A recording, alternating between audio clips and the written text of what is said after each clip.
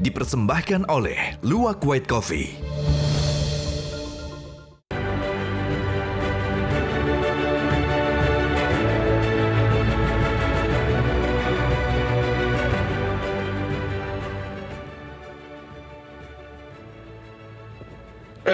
Untung ada kopi ini. Bikin emosi saya hampir meledak tadi. Kopi ternikmat. Dalam kesempatan ini saya mengulang lagi tadi keluhan dari Ibu Epa, aktivis pelindungan PRT, kepada Polda Metro Jaya dan juga Polres Jakarta Timur. Ada apa, kenapa kasus penyiksaan terhadap seorang ART bernama Rizky di daerah Pisangan, Jakarta Timur sampai hari ini belum ada tersangka, padahal penyiksaannya itu sangat-sangat super kejam, begitu Bu ya? Betul. Sudah ada tersangka tapi nggak diambil. Oh, sudah ada tersangka belum diambil? Oh ya.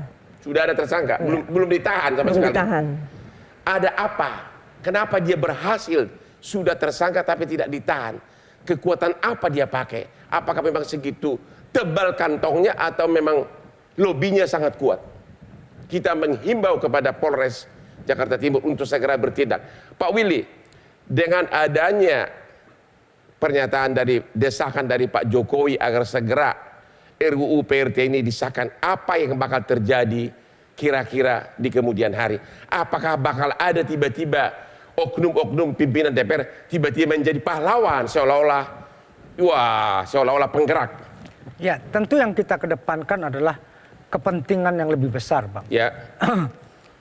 Bagaimana ini segera diparipurnakan oleh pimpinan DPR untuk kemudian ini tahapan berikutnya masih ada, Bang. Ya. Dikirim ke pemerintah untuk presiden menerbitkan surat presiden bersama lampiran daftar inventaris masalahnya, baru kemudian dibahas lagi.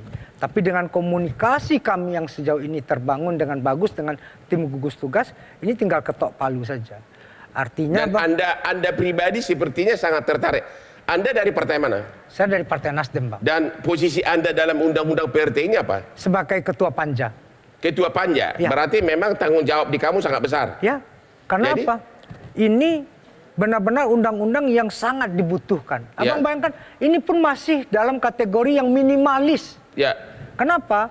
Rejim ketenaga kerjaan kita di Undang-Undang 13 2003 itu hanya mengakui dua jenis pekerja, Bang. Ya. Mereka yang bekerja di sektor barang dan jasa. Ya. Mereka yang bekerja di sektor domestik dan sosial itu sama sekali belum dapat pengakuan. Jadi ini baru undang-undang untuk membuat manusia Indonesia, warga negara Indonesia ini setara. Baru sangat basic gitu loh. Sangat basic sekali. Ya. Jadi perlindungan pekerja rumah tangga. Oh, kalau kita mau bicara hal yang paling fundamental, Bang, undang-undang ketenaga kerjaannya yang dibongkar. Ya. Jadi ini baru memberikan perlindungan biar orang tidak terjadi perbudakan, Ya. biar tidak terjadi penyiksaan, Ya. biar tidak jadi tindakan yang semena-mena dan sewenang-wenang. Dan agar majikan-majikan sakit jiwa segera dipenjara, begitu? Bang, undang-undang ini azasnya itu keadilan, Bang. Ya. Azasnya kekeluargaan. Ya. Jadi itulah hal yang kemudian dengan minimalis ini aja masih ditolak rupanya. Yang basic aja ditolak, Ya. apalagi kalau dikasih High call, pesangon, dikasih ini, dikasih ini. Seperti di Singapura harus ada asuransi, harus ada macam-macam gitu kan. Kami di dalam menyusun ini melibatkan banyak pakar. Ya. Makanya ada dua klaster, Bang. Ya. Klaster yang pertama yang direkrut secara langsung, yang kedua baru yang direkrut secara tidak langsung melalui penyalur. Ya. Nah, yang direkrut secara langsung ini itulah basisnya sosiokultural. Jadi kami pembuat undang-undang ini tidak sembrono, tidak gebrauyah, tapi kemudian bagaimana membangun klaster biar ini presisi, biar orang tidak terjebak dengan paranoid, Bang. Ya.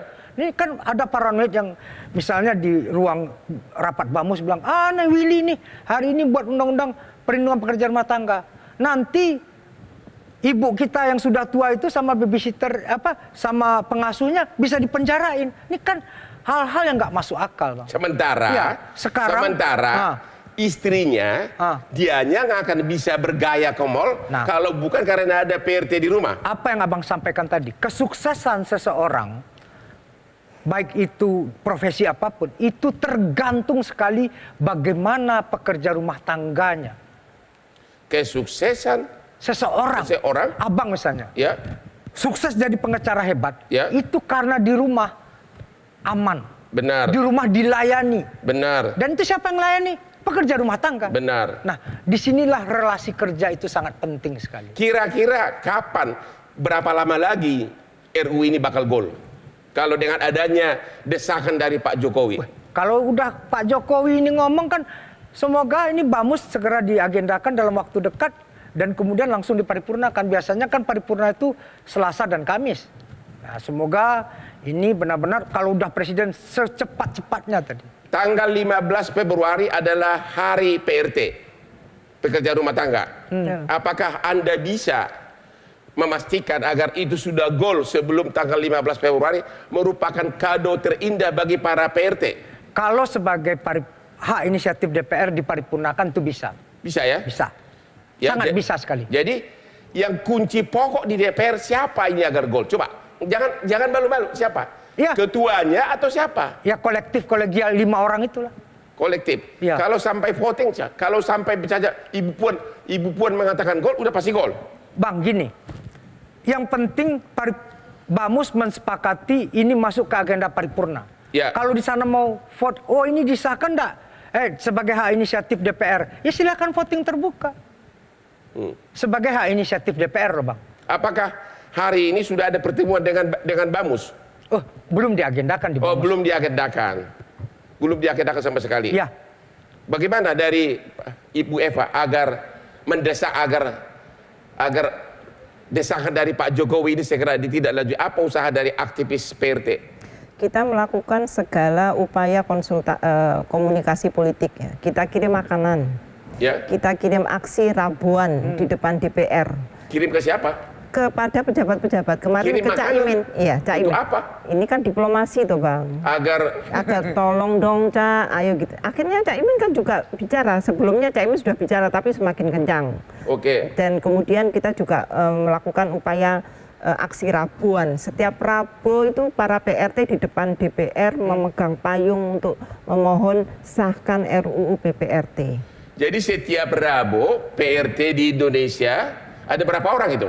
Kalau sekarang 10 juta, Bang. 10 juta itu ya? ekonom UGM baru menghitung, itu angka 2015 kan Itu menghimbau perlindungan hukum ya. perlindungan hukum. Sementara kalau tiap Sabtu Minggu kita jalan di Orchard Road, kita akan melihat ribuan PRT berpesta pora, Ya. melindungi berpesta pora menikmati hari liburnya. Total seharian bebas. Ya. Ya, ada ribuan di Orchard Road itu kalau Sabtu dan Minggu PRT dari Malaysia, dari Filipina maupun dari Indonesia. Atau di Hong Kong di Victoria Park. Di Hong Kong. Ya. Kenapa saya ngomong itu? Kalau saya lewat dari Orchard Road, saya menjadi selebriti. Karena apa? Minta Banyak foto. pembantu Indonesia, banyak PRT Indonesia, dan saya langsung Hotman, katanya, langsung minta foto semuanya. Gitu kira-kira. Bapak gimana? Saya ingin- Apa yang akan terjadi? Apa yang harus dilakukan agar ini segera gol? Jadi saya ingin sampaikan Mas Willy ini sudah berjuang luar biasa. Wah, Mbak Eva. salam dulu Kita Pak Willy. berikan Aduh. applause. Tapi Bang, saya ada tapinya. Ada yang kurang adalah sosialisasi publik.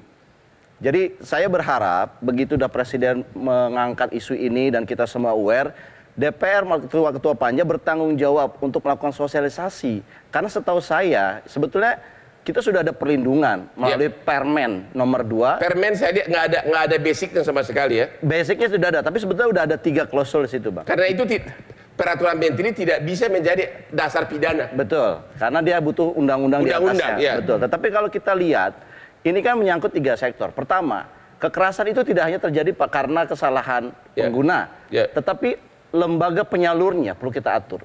Ya. Yang kedua adalah ini juga jangan sampai kalau kita tadi Abang menyebutkan Singapura, Hong Kong, mereka pendapatan rumah tangganya sudah tinggi Ya. sehingga mereka bisa meng-hire dengan upah yang Tinggi. cukup tinggi. Ya. Nah, sementara di kita ini kan ekonomi masih lemah. Ya. Kalau di undang-undang itu dikatakan bahwa PRT ada upah minimum regionalnya, Anda bisa bayangkan nanti beberapa keluarga karena takut dihukum dia akhirnya melay off Makanya Bang, PRT-nya. Oleh karena itu kita poin harus ini, hati-hati.